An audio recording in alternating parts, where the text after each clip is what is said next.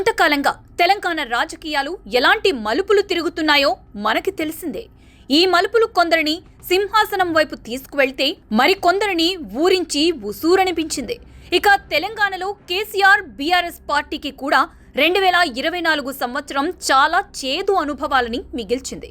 కనీసం 2025లోనైనా మళ్లీ మంచి రోజులు వస్తాయా అంటే అనుమానంగానే ఉంది.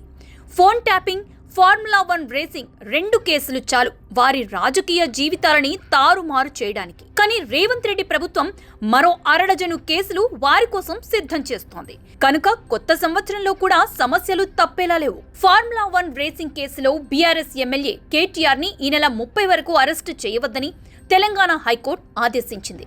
కోర్టు తీర్పుకు లోబడి 30 వరకు ఆగినా ఆ తర్వాత ఎప్పుడైనా ఏసీబీ అధికారులు కేటీఆర్ ని అరెస్టు చేయక మానరు.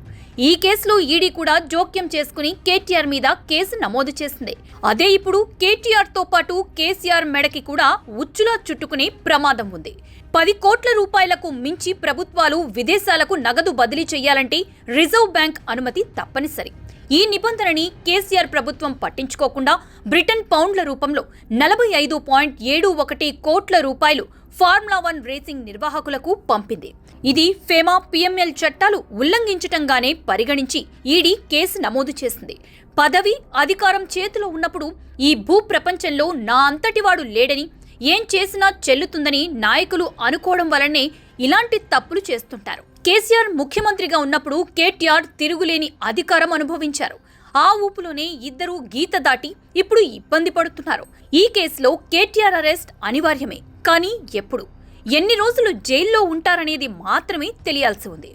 కేసీఆర్ ఇది ముందే పసిగట్టారు కనుకనే కూతురు కల్వకుంట్ల కవితని మళ్లీ యాక్టివ్గా చేసి ఉండొచ్చు. ఈ కేసుల భయం వల్లనో లేదా అమెరికాలో చదువుకుంటున్న మనవడి దగ్గర కొన్ని రోజులు గడిపి రావాలనే ఉద్దేశంతోనో కేసీఆర్ త్వరలో అమెరికా బయలుదేరి వెళ్లబోతున్నారని సమాచారం. కనుక కొడుకు కేటీఆర్ అరెస్ట్ అయ్యి జైలుకి వెళితే కేసీఆర్ అమెరికా వెళ్లి సేద తీరుతారా లేదా పర్యటన రద్దు చేసుకుని రంగంలో దిగుతారా అనేది త్వరలో తెలుస్తుంది.